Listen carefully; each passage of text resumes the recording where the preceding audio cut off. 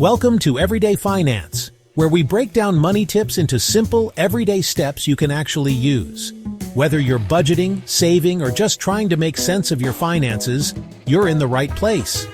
For years, I struggled to understand my own finances, and it felt like no matter what I did, I just couldn't seem to get ahead.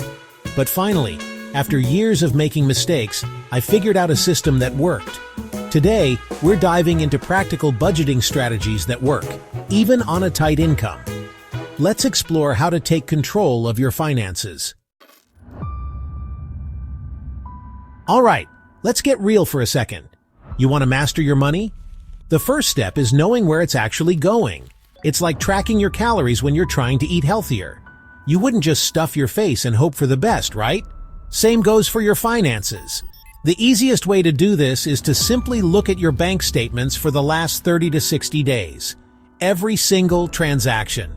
This can be scary because for a lot of people this is the first time they're actually confronting their spending habits head-on. But trust me, knowledge is power.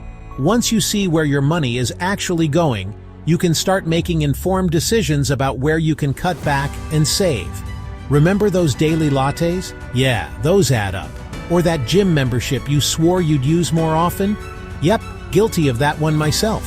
The point is, once you see the numbers in black and white, it's like a wake-up call. You start to see those little leaks in your spending that are draining your bank account. And don't just glance over them. Really break them down. Categorize everything. Essentials like rent, utilities, groceries, those are non-negotiable. But then there's the nice-to-haves. The eating out, the entertainment, the impulse buys. Those are the areas where you can make some serious moves. This isn't about deprivation, it's about being mindful. It's about making intentional choices with your money. So grab those bank statements, a highlighter, and let's get to work. Okay, so you've tracked your spending, you've seen the numbers, and now you're ready to take control. But how do you actually create a budget that works for you? Well, just like there's no one-size-fits-all diet, there's no single budgeting method that's perfect for everyone. It's about finding what clicks with your personality and lifestyle. One popular method is the 50/30/20 rule. It's pretty straightforward. 50% of your after-tax income goes towards needs, 30% towards wants, and 20% towards savings and debt repayment. Needs are your non-negotiables. Rent or mortgage payments, utilities, groceries, transportation, basically, the stuff you absolutely need to survive. Wants are the fun stuff, eating out, entertainment, travel, that new gadget you've been eyeing. And then there's savings and debt repayment, the essential ingredients for building a secure financial future. Now, if you're more of a detail-oriented person, you might vibe with the zero-based budget. This method is all about giving every single dollar a job.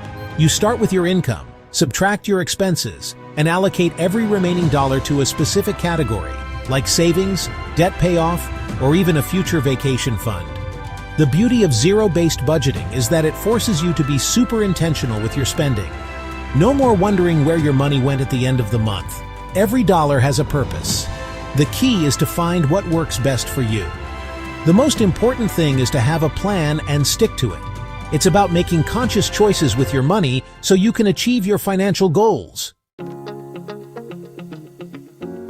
All right, let's talk about budgeting tools. These are your secret weapons in the fight for financial freedom. Because let's face it, managing your money manually can be a pain. Thankfully, we live in the age of technology, and there's a plethora of budgeting tools out there to make your life easier.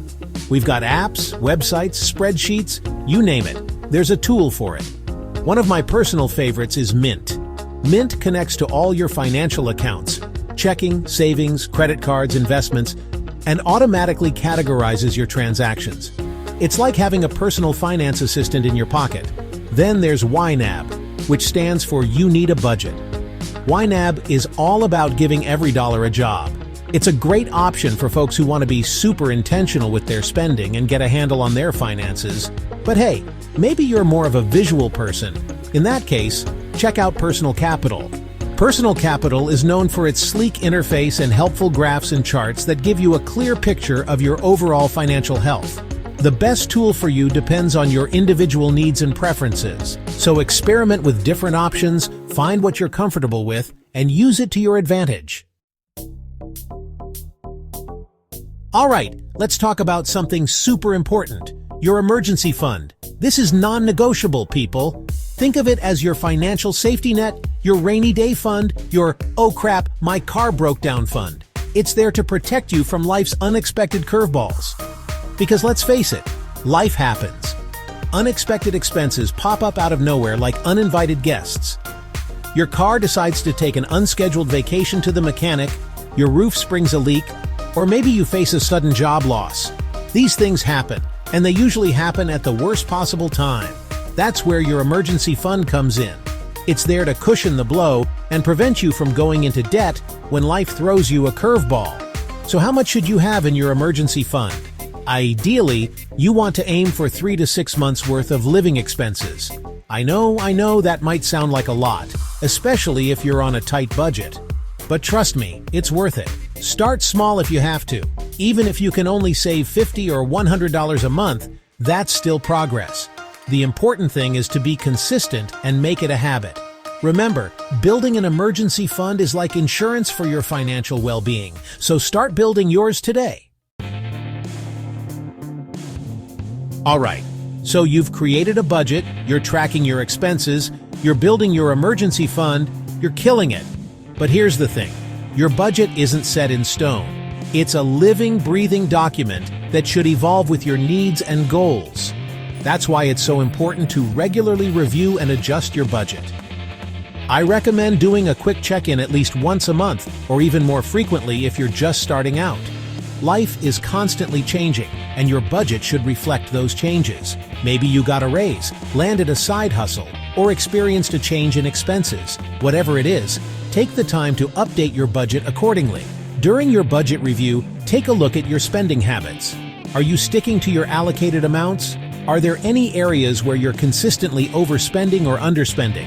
This is your chance to make adjustments and fine-tune your budget to better align with your financial goals. By regularly reviewing and adjusting your budget, you're taking control of your finances and setting yourself up for success. So make it a habit to schedule regular budget check-ins. Trust me, your future self will thank you. And there you have it, practical budgeting strategies that can help you master your money even on a low income. Remember, it's not about how much you earn, but how you manage what you have. Start by tracking your spending. Choose a budgeting method that works for you, and utilize tools to make it easier. Build that emergency fund brick by brick, and don't forget to regularly review and adjust your budget as needed. Budgeting is a journey toward financial freedom. Start today and take control of your financial future.